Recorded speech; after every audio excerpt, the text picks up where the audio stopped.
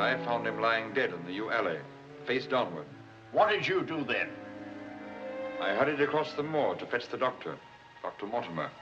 He was at dinner with Miss Stapleton and her brother. Very well, Barrowman. That's all. Yes, sir.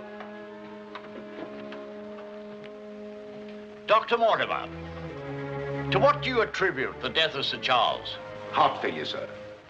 I might add that for some time, Sir Charles was in a highly nervous state. Worried. Something was preying on his mind. And did he confide to you what was preying on his mind? Well,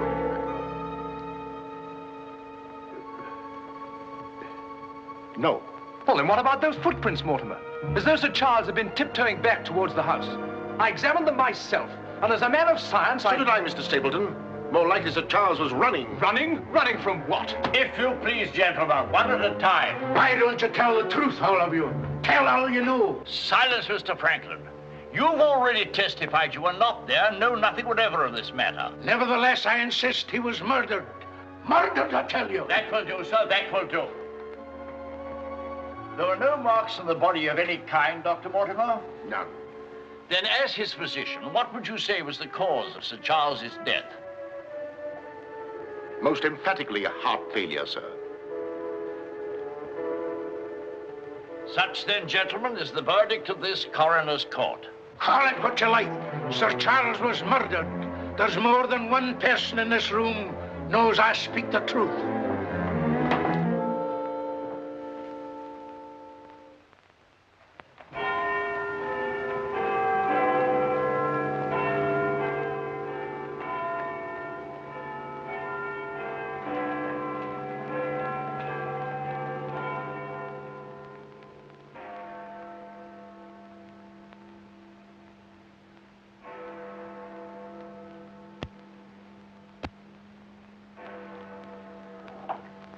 Blessed if I know why on earth you want all these clippings about this Baskerville fellow. I've an idea, Watson, that young Sir Henry isn't destined for a very long existence in this world.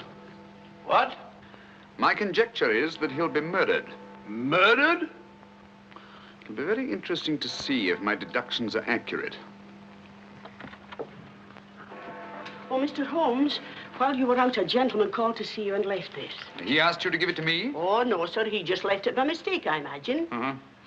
Dr. Mortimer? He didn't leave his name, sir. No, it's here on the stick, Mrs. Hudson. Oh, is it? I didn't notice. Do you know any Dr. Mortimer, Watson? Huh? What did he want? He didn't say, sir. What do you make of it, Watson? Why should I make anything of it? The fellow came to see you. Ah, but what kind of a fellow? Let me hear you reconstruct him from his walking stick by our usual method of elementary observation. Well, I should say that Dr. Mortimer is a successful man, well esteemed. Good. Excellent. I should say that he does a great deal of his visiting on foot, because the iron ferrule is worn down. Perfectly sound. Let's have a look at this inscription.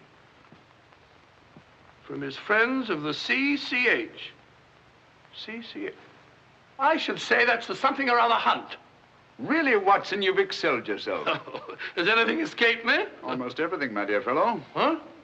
A present to a doctor, I'd say, is more likely to come from a hospital than a hunt. And when the letters CC are placed before the hospital, the name Charing Cross Hospital rather obviously presents itself. Oh, you may be right. Furthermore, I'd say that Dr. Mortimer had a small practice in the country and was the owner of a dog. How can you tell that? Quite simple. From the teeth marks. Look, you can see for yourself. A rather large dog, I'd say. And unless I'm mistaken, Dr. Mortimer will call on us again in a few moments. Rubbish, Holmes. Rubbish. How the devil can you deduce that? Well, as he left his stick, isn't it reasonable to presume that he'll come back and get it? Dr. Mortimer, sir. Mr. Holmes? Yes. Come in, Dr. Mortimer. I took the liberty of calling upon you. And left your stick. Oh, so I did. Thank you so much. A presentation, I see. Yes, sir, from Charing Cross Hospital. This is my friend, Dr. Watson. Of course. How do you do, sir? Mr. Holmes, you're the one man in all England who can help me. Well, won't you sit down? Thank you. A friend of mine is in grave danger. May I inquire his name? Sir Henry Baskerville, heir to the estate of Baskerville Hall. I'm in mortal fear Sir Henry's life will be snuffed out. Why, what makes you think that? I have information which leads me to believe that for centuries past, every Baskerville who's inherited the estates has met with a violent and sudden death. But as I recall it, Sir Charles died from natural causes, heart failure. Apparently. And that was the verdict of the coroner, in which I, as Sir Charles' physician, concurred. But there was one point which I kept back from the police, from everybody. Yes? About 50 yards from where Sir Charles fell dead were footprints. A man's or a woman's? Mr. Holmes, they were the footprints of a gigantic hound. A hound? Well, why didn't you report it?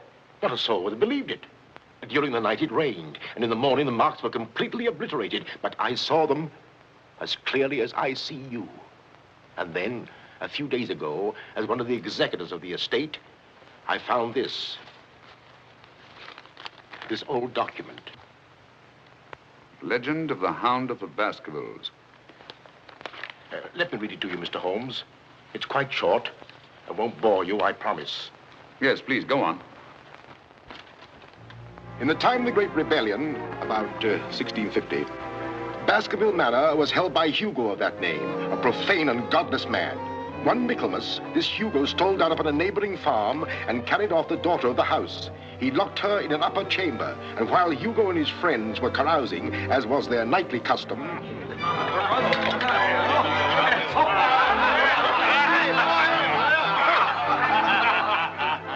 such a cuddlesome little wench never existed before, I swear. Cheeks soft as velvet, a form so wondrously rounded. Tell us more. What happened then? Where was I? Her form, you were saying. Oh, yes. No need to cry out, I told her. Hugo will not hurt you. With that, I whisked her up on my saddle, covered her with my cloak, and we were off like the wind. You brought her here? To the manor? Where is she? Go fetch her, Hugo. Easier said than done, eh, Hugo? How can he fetch her if she isn't here? Oh, she isn't, eh? Come on, I'll show you. I'll tell you.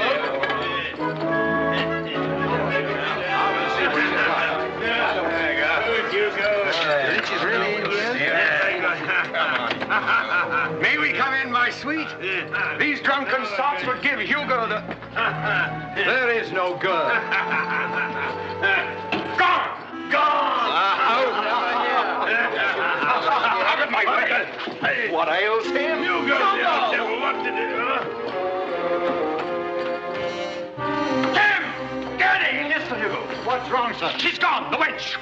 Well, don't stand there gaping. Go bring my mare. What's wrong? I've never seen him in such a rage. Where's he gone? Let's follow him. Let's go, Roderick. Farewell. Come on, Matthew. Hold the stirrup, you blockhead. I'll give my soul to the devil for that wench. You hear how he pledged his soul to the devil for that wench? Well, may he find her and wed her, then the devil will have his soul.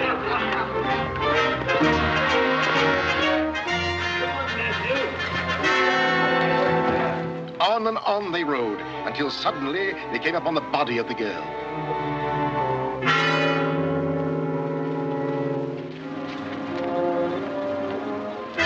Dead. Then, from just over a rise, they heard sounds so hideous that the blood froze in their veins. And looking up, they beheld...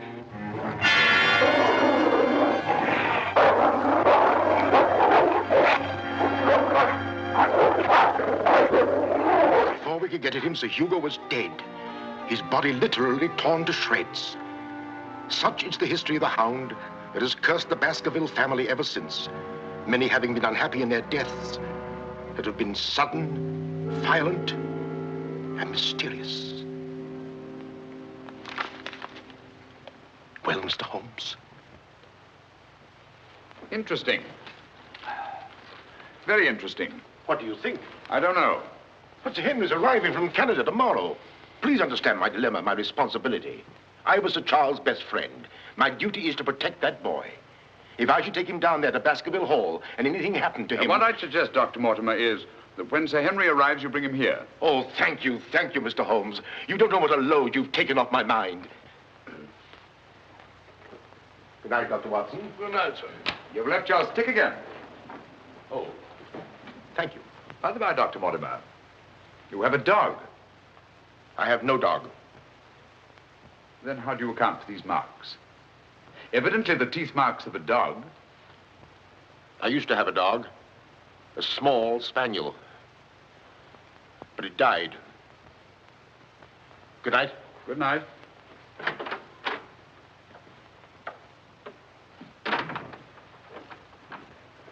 Well, Holmes, what do you make of it? Do you think there's anything in it?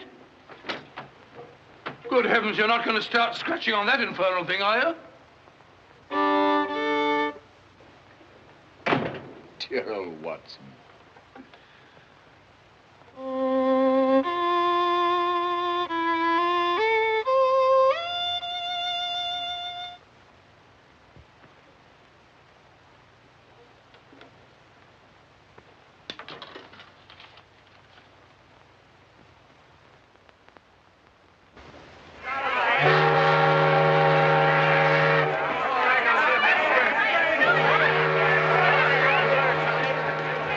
Goodbye, Sir Henry. If you ever go back to Canada, be sure you sail with us. Thanks. You've all been wonderful. The very best of luck, sir. And the same to you. This way, Sir Henry. Ah, here you are, Sonny. Thank you, sir. And you? Thank you, Sir Henry. And you? Thank you, sir. Thank you. Sir. Oh, Sir Henry. Oh, it's too bad it's all over. Just when you and Betsy Ann were really getting to know each other. Oh, but we are going to see one another in London, aren't we, Sir Henry? Oh, I should love to.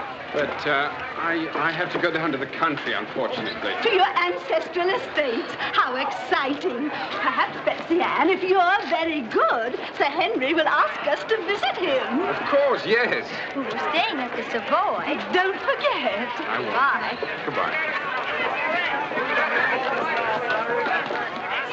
Sir Henry? Yes? I'm Dr. Mortimer. Your uncle was my best friend. How do you do? Thank you for coming to meet me. Not at all, my dear boy. Did you have a pleasant trip? Splendid, thank you. I've taken rooms for you at the Northumberland Hotel, where I'm stopping. Fine. I assume you'll be staying in London for a few days? Yes, I haven't seen it since I was a boy. Thank you, sir. Northumberland Hotel.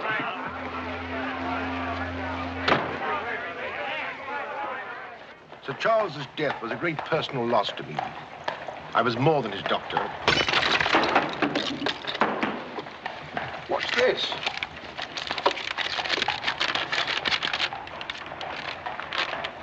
What are those words?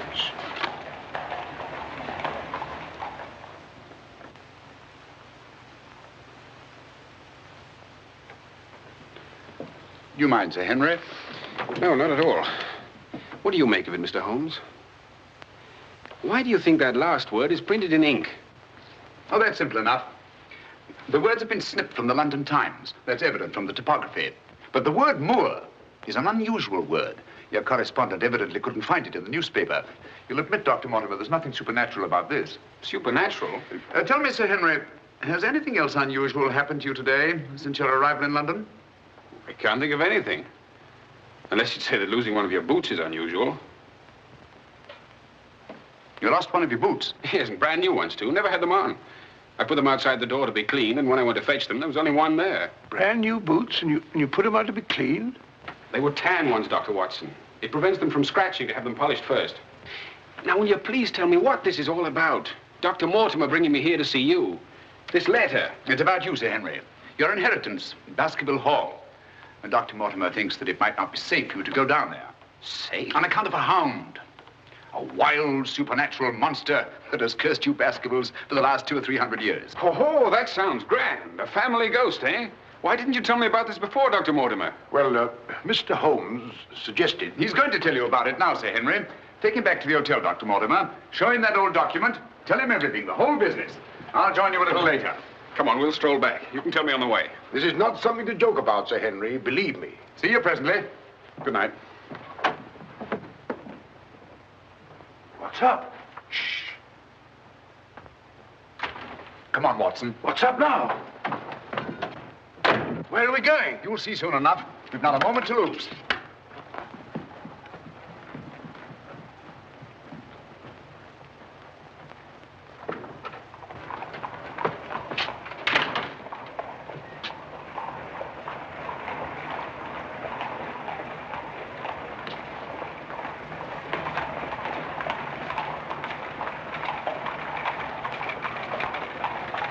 Evening paper. It's your evening paper. Keep your eye on that hansom.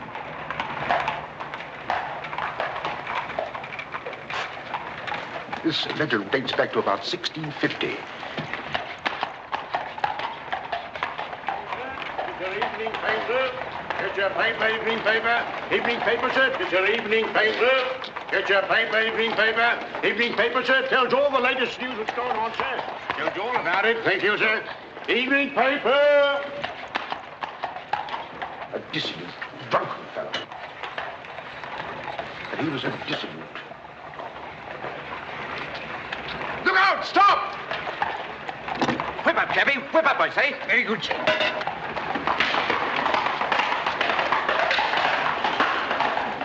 Who was it? I don't know, but it's just as I expected.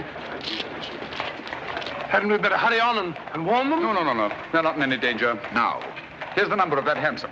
Find out from Scotland Yard who the cabby is, and if you can, fetch him along to the hotel. I'll do my best.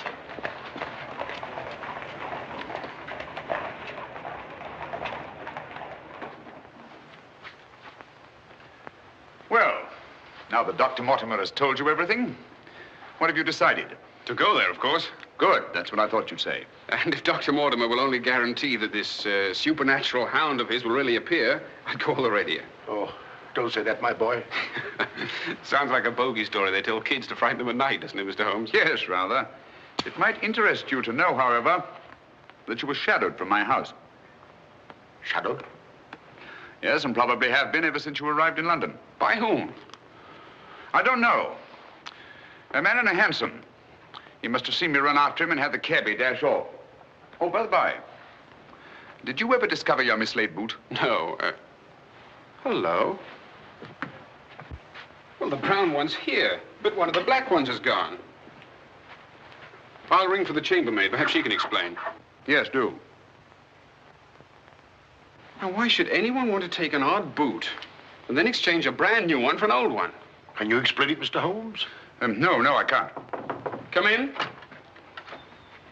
Did you ring, sir? Yes, about that boot of mine. Oh, I haven't found it yet, sir. I've made inquiries all over the hotel. Well, it's back, the brown one, but now one of my black ones is gone. Oh, sir, that is odd. Who else except yourself has access to this apartment? Only the housekeeper, sir, and she wouldn't do a thing like that. No, of course not. I'm terribly sorry, sir. I'll do my best to find your boot. All right, thanks. Oh. Good evening, gentlemen. Good evening, Dr. Watson. I've got him. Come on in, Clayton.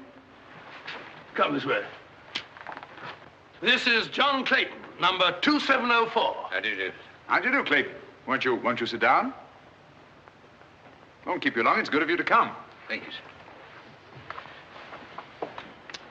Now, Clayton, I wish you'd tell us who your fare was that watched a certain house on Baker Street this evening and later followed these two gentlemen. Well, I'm glad to you know as much as I do, sir. Well, not quite as much, I hope. The gent said as how he was a detective, sir. Oh, he did? Yes, sir. Mm-hmm. How would you describe this gentleman, Clayton?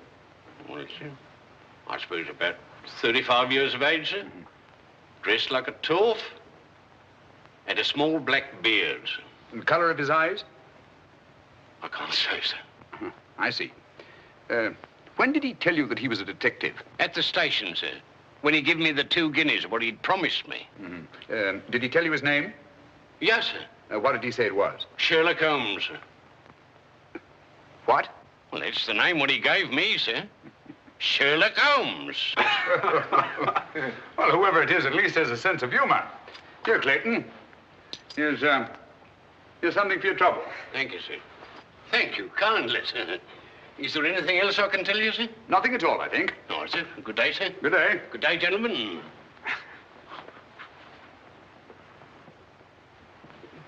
Well, Mr. Holmes, have we progressed, do you think?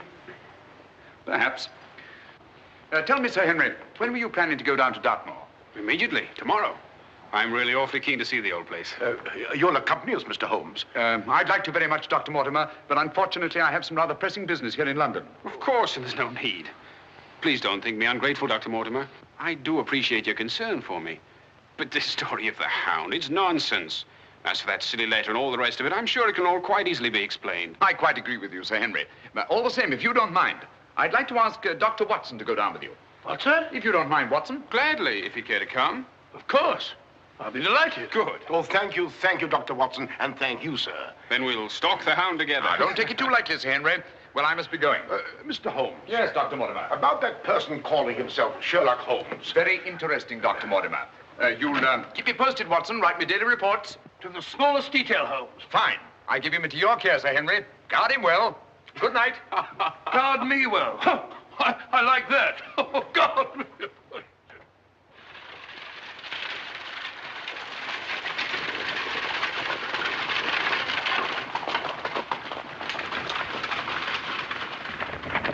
Here we are, Sir Henry, on famous Dartmoor. And what a history it has. You see those rocks over there? Actually, they're stone houses built by a Neolithic man 50 or 100,000 years ago. You don't suppose the Baskervilles go back that far? And over there, beyond that hill, those dark spots, that's the great Grimpen Mire, as treacherous a morass as exists anywhere. Thousands of lives have been sucked down into its bottomless depths. Cheerful little spot. Fascinating. Oh, it is, Sir Henry. And mysterious. No wonder the people about here have such odd beliefs. Some will tell you that nothing ever really dies upon the moor. And after a time, one gets to believe it. Really? Do you believe that? Of course not. If I believed all the legends about this place, I wouldn't live here. I wouldn't have the courage. And now, if you look, Baskerville Hall, the home of your ancestors, Sir Henry.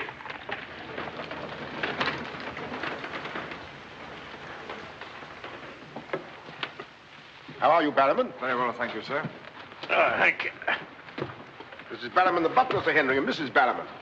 Welcome, Sir Henry. Welcome to Baskerville Hall. Thank you. Barrowman was with your uncle most of his life, as was his father before him. Well, I hope you'll be just as happy here with me. Thank you, Sir Henry.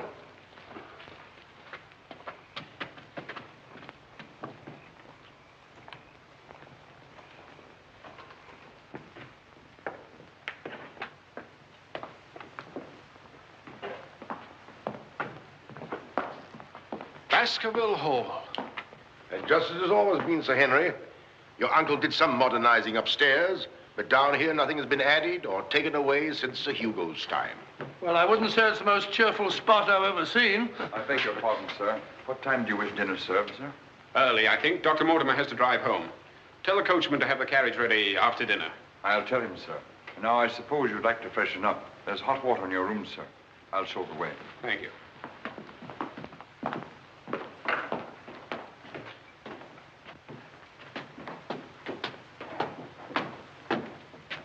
Be careful, sir. These steps are a bit in need of repair.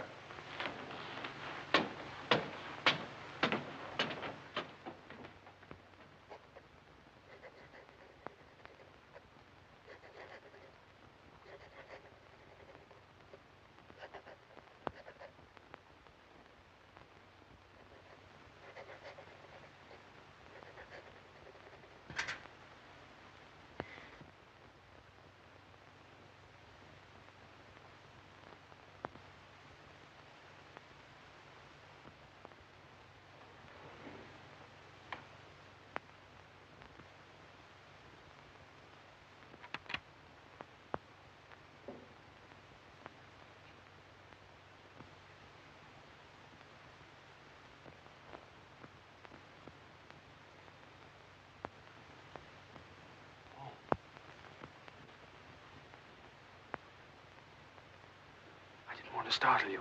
I thought you might be asleep. What is it? Come quickly. Someone's prowling around.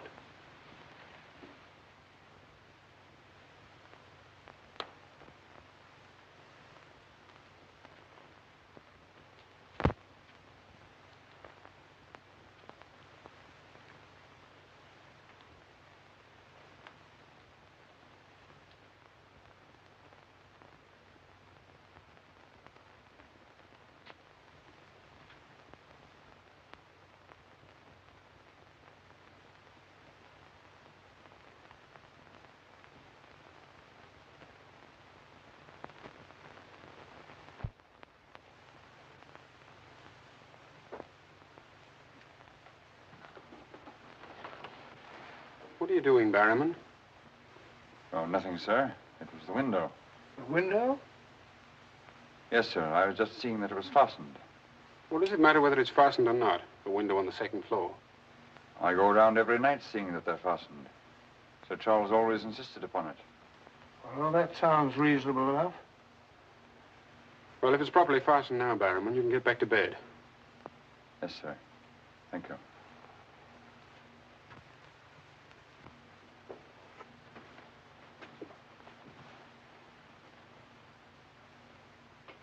Do you see anything? Nothing. Nothing except a pinpoint of light a long way off, over there by the crags. Well, keep your eye on that point of light. And tell me what happens.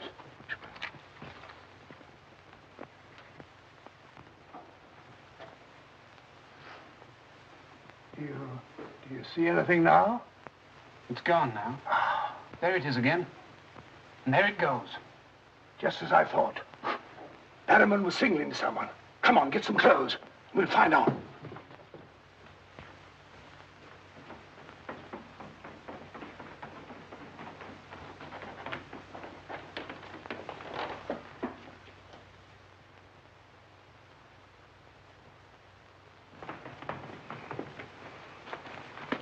It's still there. Yes. Try not to lose sight of it.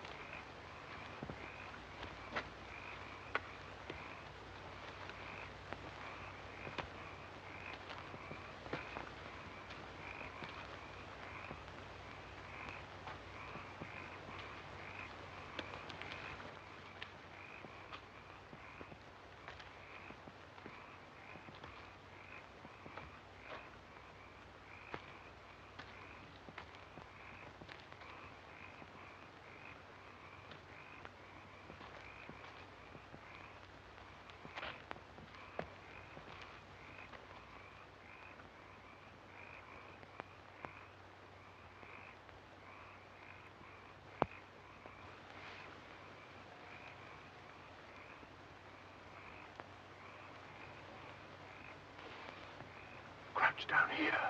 Whoever it is may come back.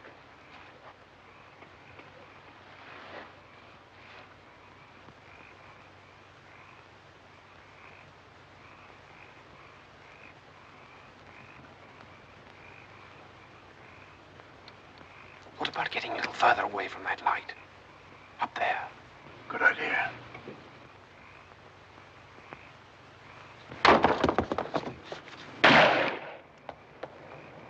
Stop! Are you mad? Whoever it is knows his way among these rocks. We don't. Who the devil can it be? You were right about Barrowman. Yes, but what connection can there possibly be between that horrible creature and Barrowman? You know, I've half a mind to fire the fellow in the morning, then notify the police and let them shadow him. No, it's the last thing that Holmes would want us to do. Our job is to watch Barrowman. Watch him like a hawk. Come on, let's get back.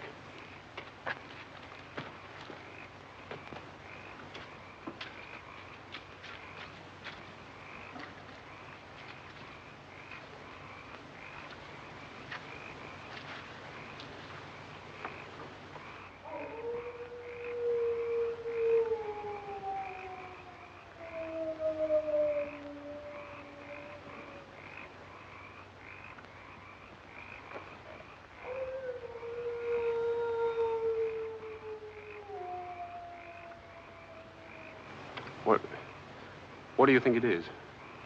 What does it sound like to you? Well, if we were back in London, this would seem ridiculous. Let's get on.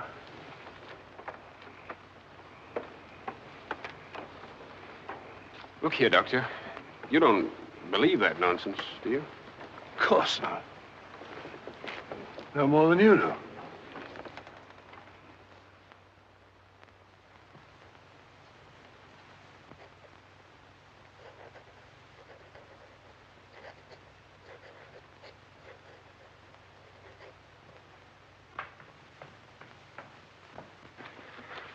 Morning.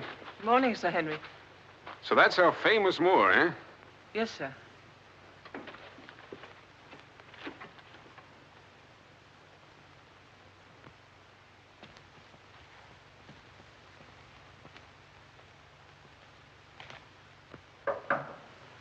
Come in. Oh, where's Sir Henry? He went out, sir. Where? Across the moor. Didn't I tell you to let me know immediately if Sir Henry ever ventured out there alone? I know, but I only just found out from my wife.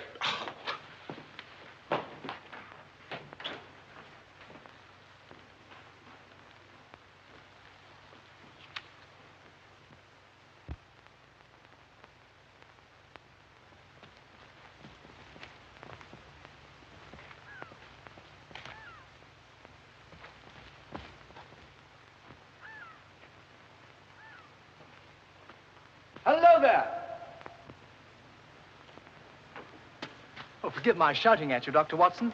My name's Stapleton. Live just across the moor. But how did you know my name, sir? Oh, from Dr. Mortimer, one of our neighbors. Oh, yes, sir. Hi, Sir Henry.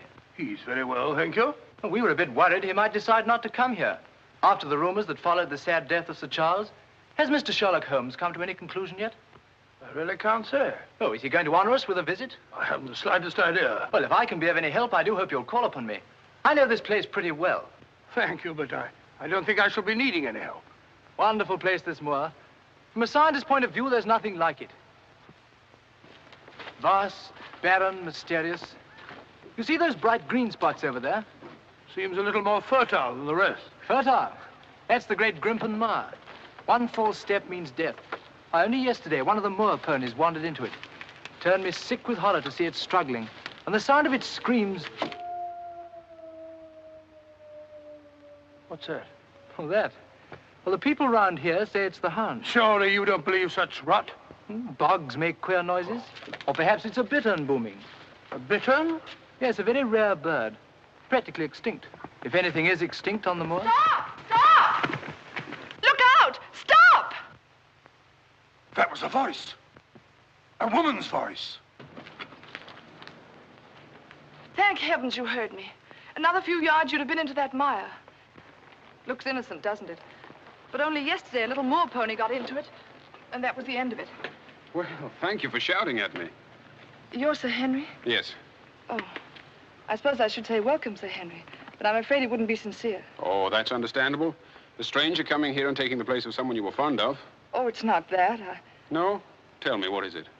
Sounds silly, I know, but Oh, it's not that ridiculous Hound legend. I never used to believe those things till I came to live down here. But you do now. You're rich. You can go anywhere you want to. There are so many other places to live in the world. Interesting places. Just now, I find this place very interesting.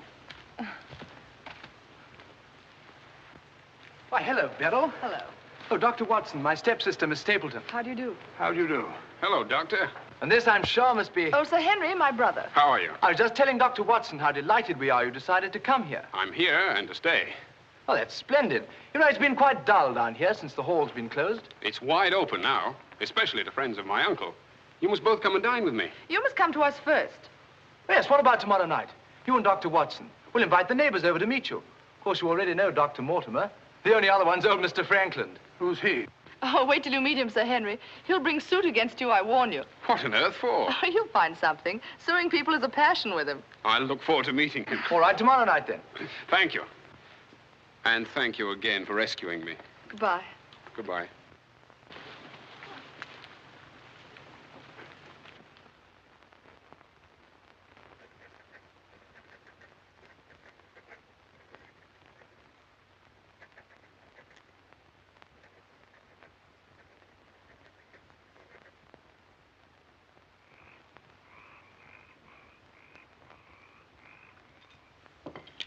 And were it not a personal insult to Sir Henry, I would never have come here this evening. Oh, but why, Mr. Franklin? As a stickler for convention. I'm not in the habit of breaking bread with my host on the eve of prosecuting him. Great heavens, what crime have I committed now? A most gruesome one, Mr. Stapleton. That of body snatching. What? You're a body snatcher, sir. A ghoul, a despoiler of graves. Oh, come, Mr. Franklin. That's a very serious charge. Oh, Beryl, Refill Mr. Franklin's glass, will you? Thank you, my dear.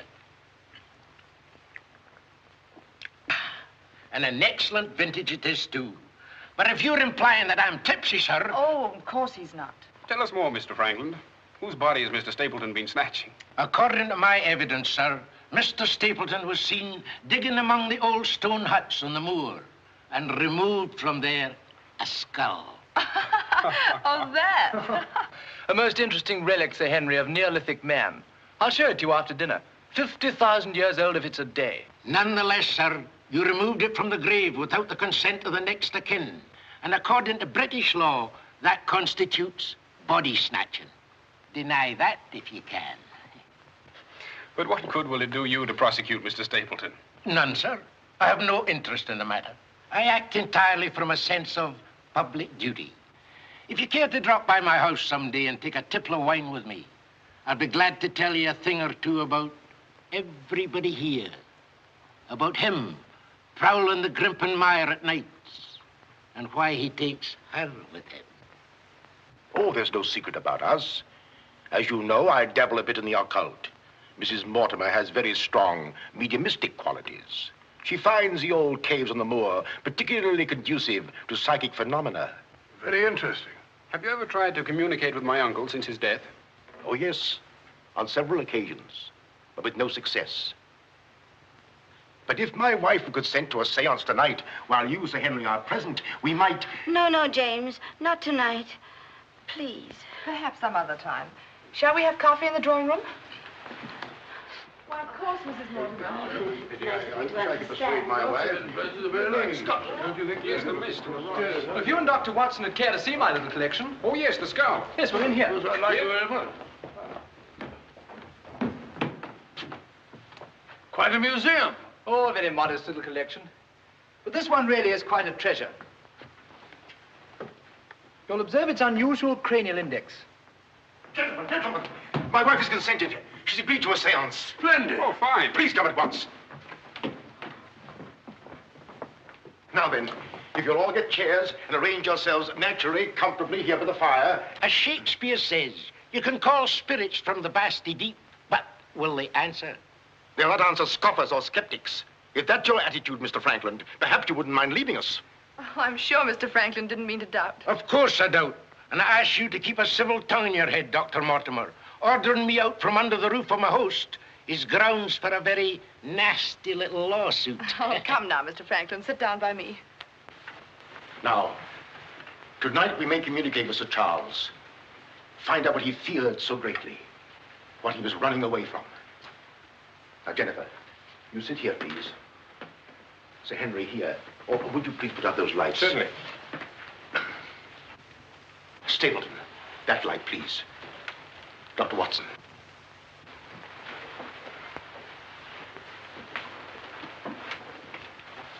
Now, if you all keep quiet and sit quite naturally. Sir Henry, your hand, please.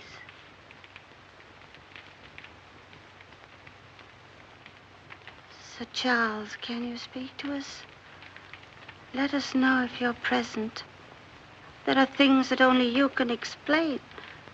Speak to us, Sir Charles, if you're here. There are things that only you can tell us. Sir Charles, can you speak to us? Let us know if you're present. There are things that only you can tell us. Speak to us, Sir Charles, if you're here. There are things that only you can explain. That sound. I've heard it before. It's nothing. Nothing but the wind. Or a bittern. I was telling Dr. Watson only yesterday about it.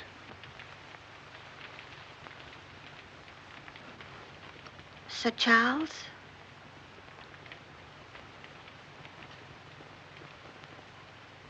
What happened that night?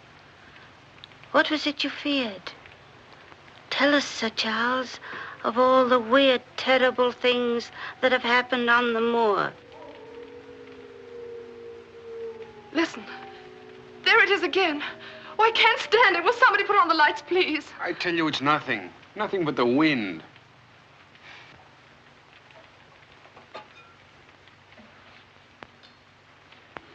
Mr. Franklin, what did you think it was?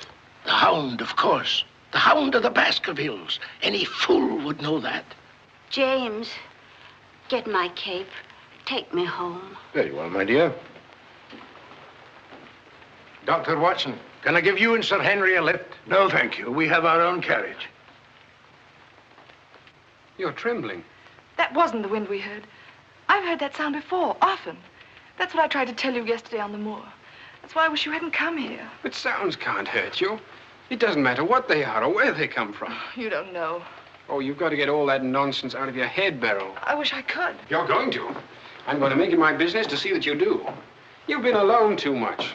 There's nothing to do down here. That's the trouble. I'm going to change all that, if you let me. We'll go fishing together, riding. You like riding? Yes, I do. Good. We'll start tomorrow, shall we? Yes, thanks. Fine. I'll ride over for you in the morning. Are you coming, Sir Henry? Right, Doctor. Good night. Good night.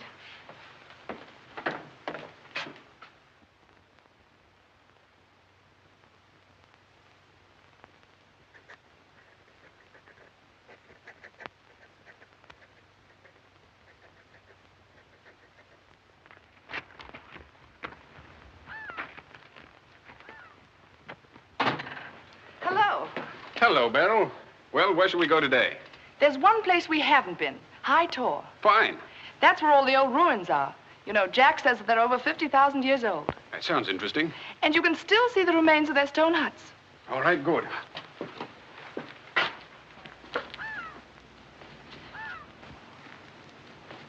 Those flattish stones over there, they're graves. Oh, and those huge ones, monoliths, are the remains of their temples. Doesn't anybody know who they were or what they looked like? Jack has some theory about them. But anyway, they must have been very primitive, living on roots and dressing in skins. But still laughing and dreaming, just as we do. I wonder how many times some young savage brought his bride into this very hut.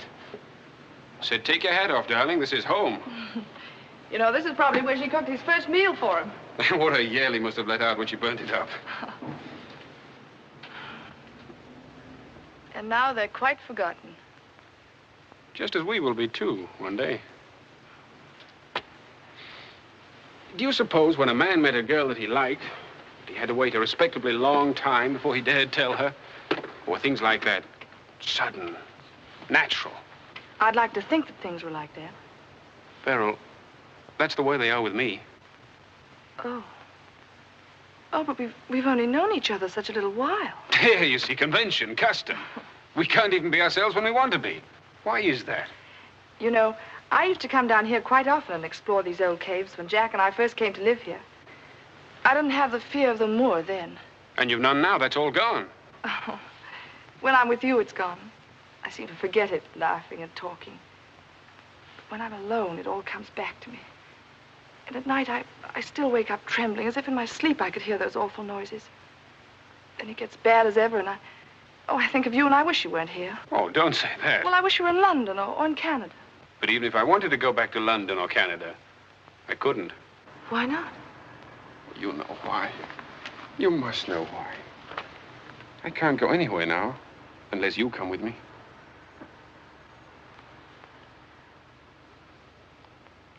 Oh, Henry.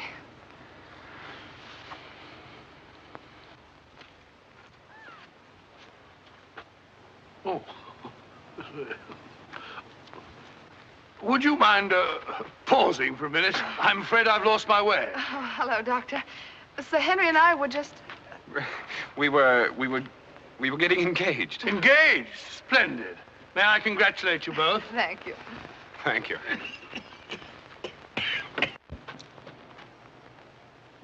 Who is that?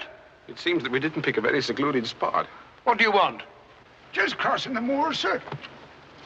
Just crossing the moor. I'd be peddling my wares, sir.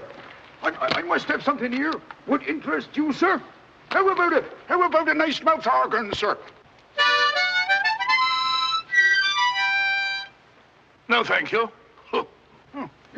Here's something an old squire like you could use, sir. A fussel. A fussel for calling your sheepdog. Calling my what? Sheepdog, sir. A regular charmer, sir. Hear him for miles around, sir. Take it away and yourself with it. How about some scent for the lady, sir? That'll do. Be off about your business. All right, sir. I ain't doing no harm. I ain't doing no harm. You know, that's what I hate about this moor. There's always something strange. Look, he's limping on the other foot now.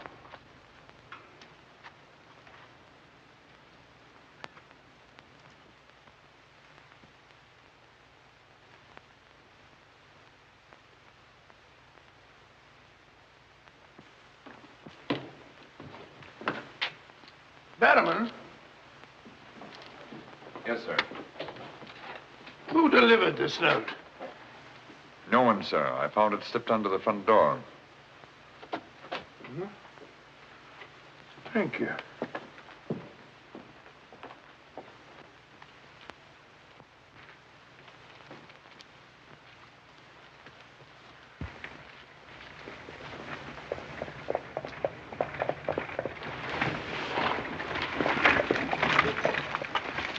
Barrowman, is Sir Henry at home? No, sir. He's gone across the moor. Oh, I'm sorry I missed him. Did Dr. Watson go with him? No, sir. Oh, thank you, Barrowman. I'll tell Sir Henry you called, sir. Yes, do.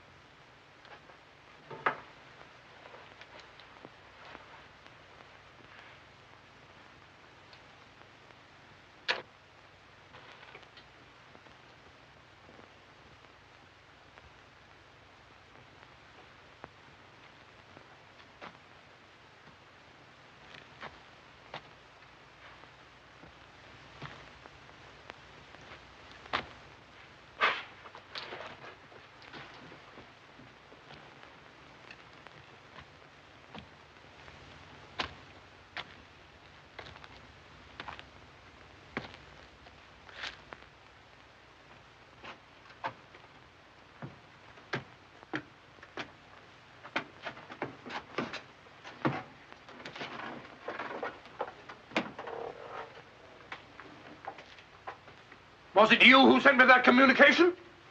I did, sir. Out with it. Whatever it is you want me to hear. I only want you to hear this zither, sir. Zither? He don't come no finer, sir. What blasted impertinence.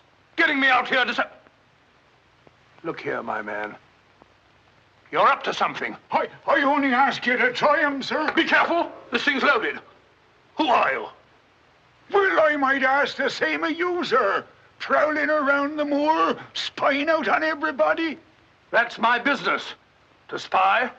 Oh, what is it? Yes, and if you want to know who I am, I'll tell you. Who are ye? I'm Sherlock Holmes. Sherlock Holmes, the detective? Yes, and now perhaps you realize why I can't be hoodwinked. Oh, sir, that changes everything. Now, who are you? Quick! Well, in that case, sir... My name must be Watson. Holmes! How are you, my dear fellow? A fine detective you are, calling yourself Sherlock Holmes. So you've been down here on the moor all the time? That's a fine way to treat me, I must say. Send me down here. Let me think that you were in London, working on that blackmail case. Let me sit up half the night, writing those blasted reports. Serious reports, my dear Watson, and very valuable they were, too. I made arrangements to have them forwarded on to me. A shabby trick, which I'll not forget. Ah, but a very necessary trick. If I'd come down here with you and Sir Henry, every movement of mine would have been watched. While in this way, only you and Sir Henry have been watched, and I've been free to work. That's all very well, but making a fool of me. Sit down, Watson. Do sit down. Perhaps a little supper will help you to get over your huff. Huff? I'm in no huff. Here, try some of these sardines. It's a pity I didn't know you were coming. I'd have provided a brace of pheasants. It's a pity you didn't think of bringing down that infernal violin of yours to regale me with some of your enchanting music. I did, my dear Watson. Anything to oblige.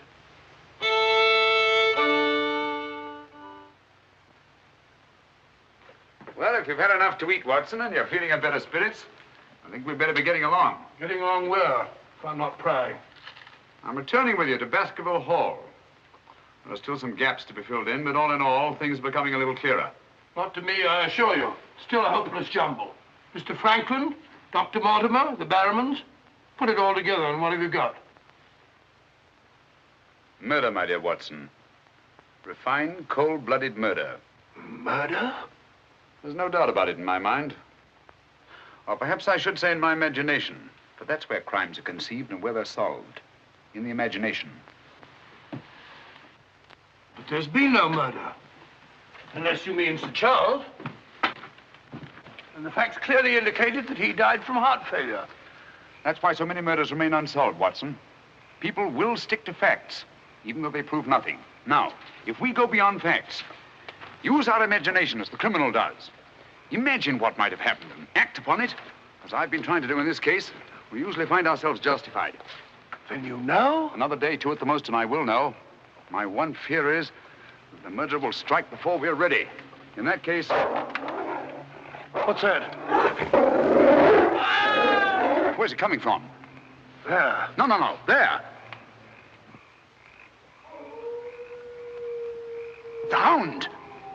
Come on, Watson, quick.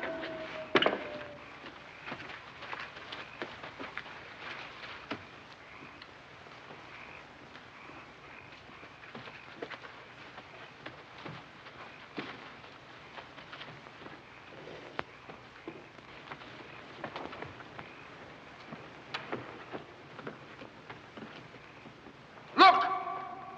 Sir Henry!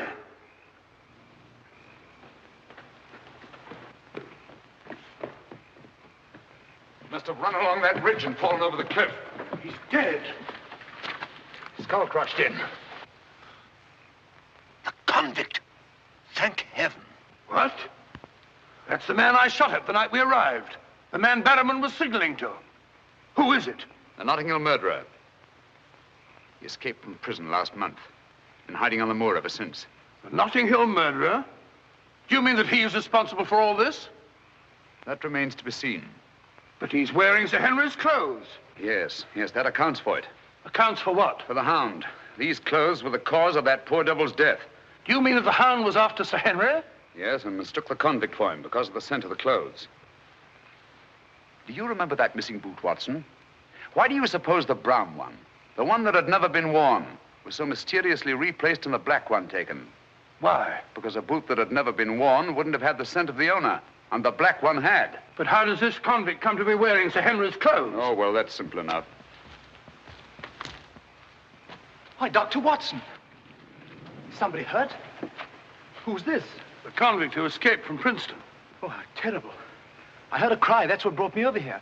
What's your theory about it, Mr. Holmes? You're quick at identification. Oh, everybody knows you, sir. As a matter of fact, we've been expecting you down here. My name's Stapleton. How'd you do? You came in time to see a tragedy. Yes. It's a most unpleasant remembrance for me to take back to London tomorrow.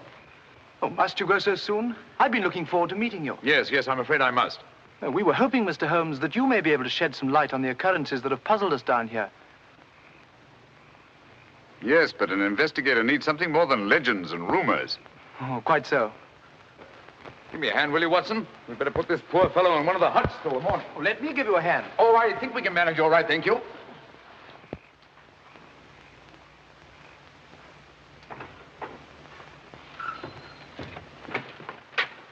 Where's Sir Henry Barrowman? In the library, sir.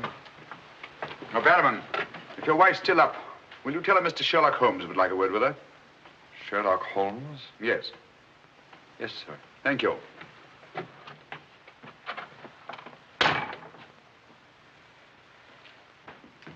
Sir Henry. Holmes! I'm glad to see you so well, Sir Henry. Why didn't you tell me Mr. Holmes was coming? Well, I was he didn't know. We ran across each other in the village. I am glad to see you. What is it, Barrowman? Oh, I asked to see Mrs. Barrowman, if you don't mind, Sir Henry. Of course not. Come in, Mrs. Barrowman. I think you'd better sit down. Thank you, sir. I prefer to stand. I'm afraid I've some rather bad news for you. What is it? Well, it's going to be a bit of a shock. Oh. They've caught him. Your brother...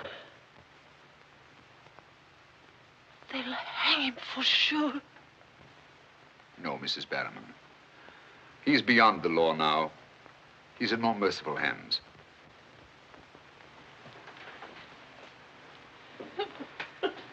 We came upon the poor fellow as we were crossing the moor. He must have missed his footing and fallen over the cliff. No further need, Barrowman, to signal to him from the window or take food out to him or give him Sir Henry's discarded clothes. Oh, Sir Henry. It was all my doing. Barrowman here wanted to tell you all along so as you could notify the police. But he was my kin, my old kin. Even though he wasn't never any good. We understand. You won't hold it against Barrowman, will you, sir? Of course not. Now take her along and see that she's all right. Thank you, sir. Thank you, Sir Henry.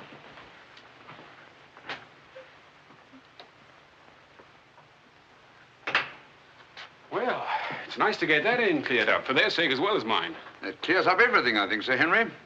That poor devil must have been completely demented. And that accounts for those dreadful noises that we've been hearing from time to time. Exactly. Your troubles are over, Sir Henry.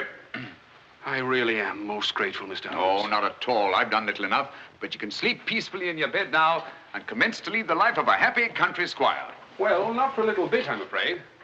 I'm off to Canada again. Canada? Beryl, Miss Stapleton, and I are going to be married. Miss Stapleton? A very charming young lady. Congratulations. Everything's arranged. Her brother's giving us a farewell party tomorrow night. We'll be married in London the following day, and then off for a honeymoon to Canada. My congratulations too, Sir Henry. Thanks. What luck you're here. You and Dr. Watson will be with us tomorrow night. No, I'm sorry. I'm afraid I can't. I must hurry back to London. And so should you too, Watson. We'll have to report to the police here about that convict in the morning, but there's a train leaving early in the afternoon. Oh, what a pity. Beryl will be dreadfully disappointed. Now, we'll remedy that when you come up to London. You must dine with us before you sail.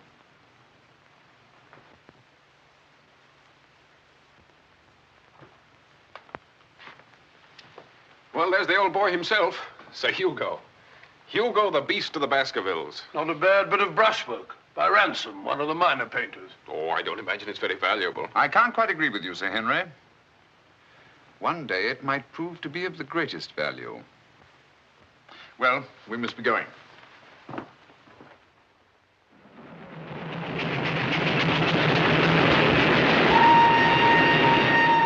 There's still one or two little points, Holmes, that I can't for the life of me reconcile with your theory about that poor demented convict. One or two little points? But surely you can't mean that he was in London 3 weeks ago?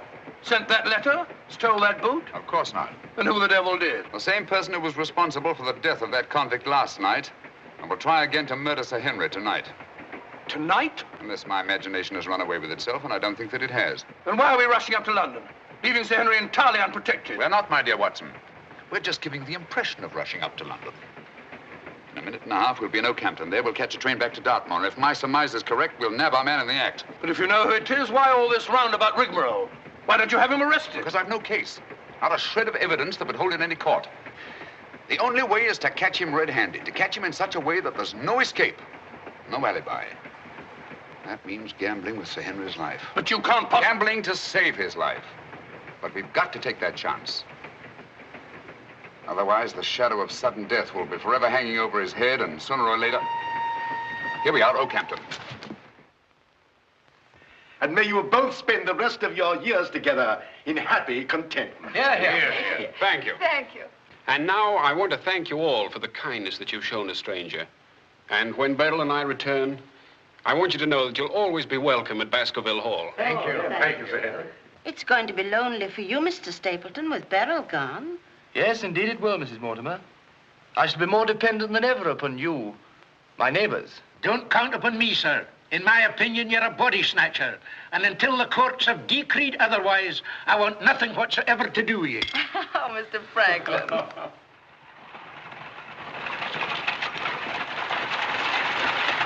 I say, driver, can't we go a little faster?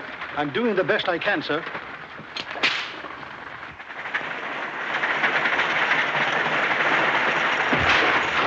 You idiot! We said go faster, not break our necks. How far is it to Baskerville Hall? It's 5 miles by road, sir, but if you want to cut over the moor, it's only about 3. Here you are.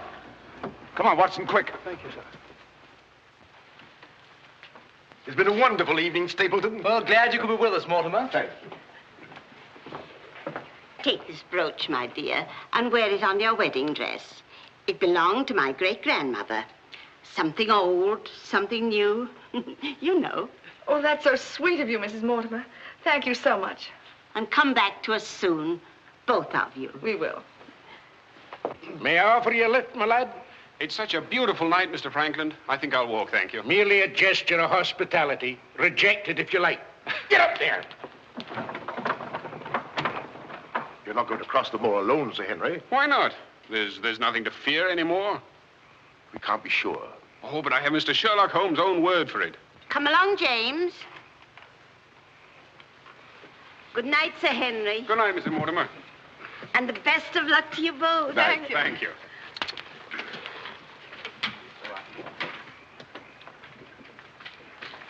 Good night. Good night.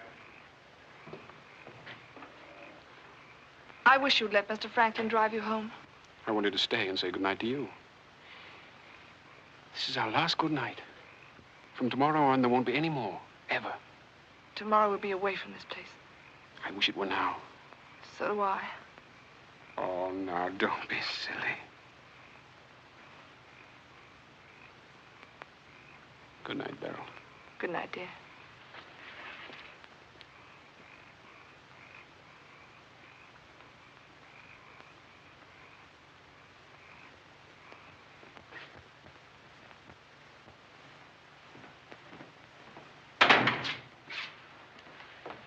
Well, was it a nice party? Wonderful.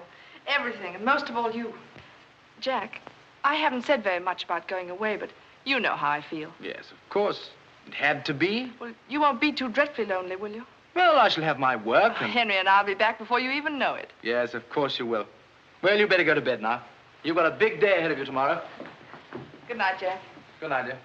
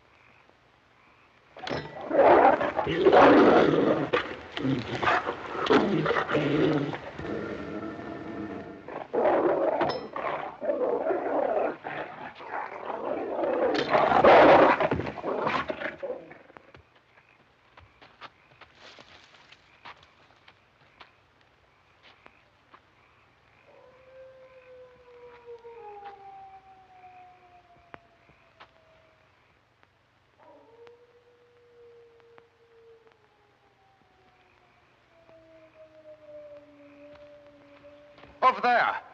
We'll head him off.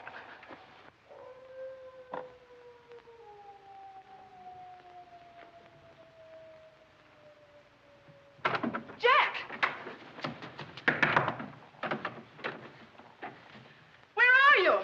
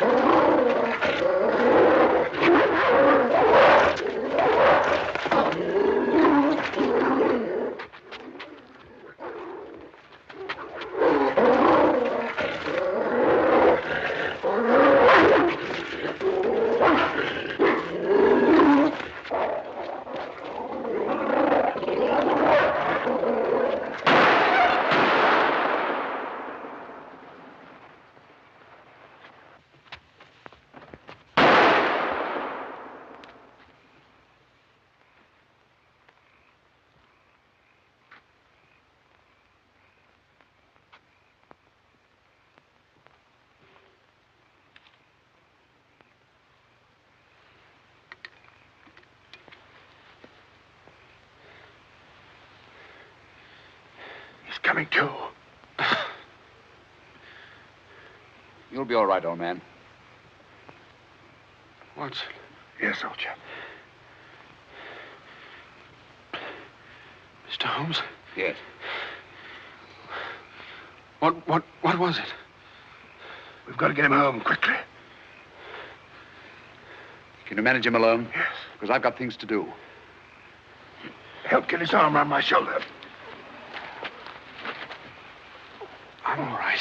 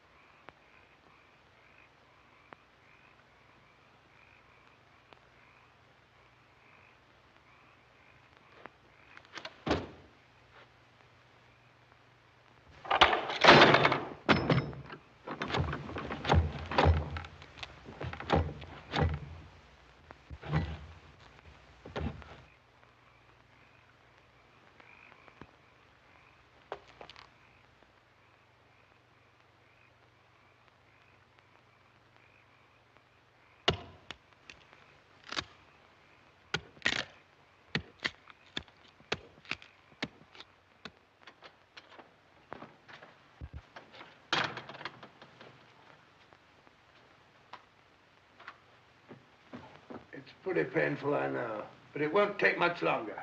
Go on, it doesn't hurt. Now, Mrs. Barrowman, some gauze, please. I just heard the dreadful news. Thank heavens you're safe. Is he all right? Well, now we know for certain that this is no legend, no myth. There really is a hound. Was a hound? Yes, Mr. Holmes told me. I ran into him across the moor. He asked me to send you to him at once. It's a matter of great importance. He said he'd wait for you at the spot where the beast was killed. I must finish here first. This poor boy's taken a terrific beating. Well, I could carry on for you, Doctor. I'm a bit of a doctor myself, you know. Do you think you could manage? Yes, I'm sure I could. I think you really ought to go, Dr. Watson. Mr. Holmes was most urgent. Oh, really?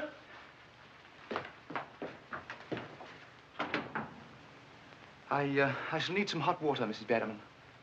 Oh, I want it boiling, please. Yes, sir.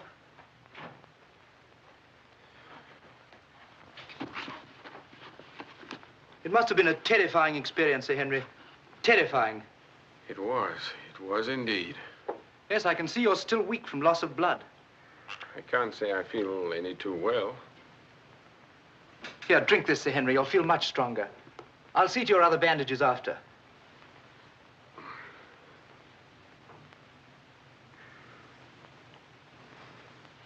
Oh, it may taste a little bitter, but don't mind that. Sir Henry. Well, feeling better? Yes, thanks. I say that's uncomfortably close to your eye, isn't it? Another one on this side? Huh? Oh, well, well, well. Oh, I'm terribly sorry. That was clumsy of me. It was only a bit of a tonic. Sir Henry's lost considerable blood. Yes? Henry! Henry! I'm all right, darling. Oh, no, you're not. We heard those dreadful noises on the way home. It's a mercy he's alive. I owe you an apology, Sir Henry, for jeopardizing your life. Jeopardizing? But you saved my life. But there was no possible way for me to foretell the fog. And I must apologize, too, for deceiving you last night. When I told you that your troubles were over, I knew that they weren't. But if I hadn't cleared out, the crisis which came tonight would have been indefinitely postponed, with the shadow of death hanging over you. And over you, too, Miss Stapleton. You knew this was going to happen? How could you know? The person who wanted to snuff out your life, Sir Henry, was the same one who plotted to kill your uncle. He wanted to get you both out of the way so that he could lay claim to this place, to the whole Baskerville estate. In tracing back his lineage, he discovered not only that he was the next of kin, but also learned of that old legend about the Hound. So he brought the Hound to life by the simple expedient of buying the most savage dog that he could find and hiding it here on the moor until he needed it. If he had succeeded tonight, the blame would have fallen on the legendary monster, and no possible suspicion would have been attached to him. A most ingenious device. And I'm quite sure that he would have had no difficulty in proving his claim to Baskerville Hall and all that goes with it. The most amazing instance of a throwback that I've ever seen.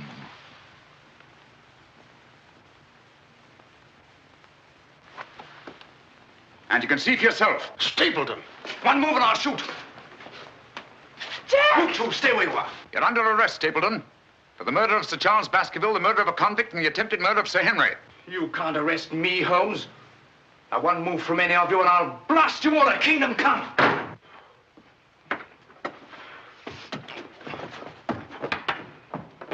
So sorry, old boy. What's the matter, old man? What's the matter? That's our man. Stapleton, the murderer? He won't get very far. I've posted constables on both the roads, and the only other way is across the Grimpen Mire.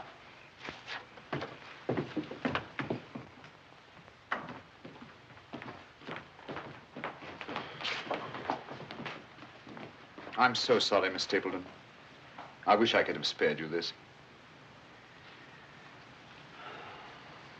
Well, that officially closes the case, Sir Henry. And a very interesting case for your annals, Watson. An ordinary dog, an ingenious criminal. And a more ingenious detective.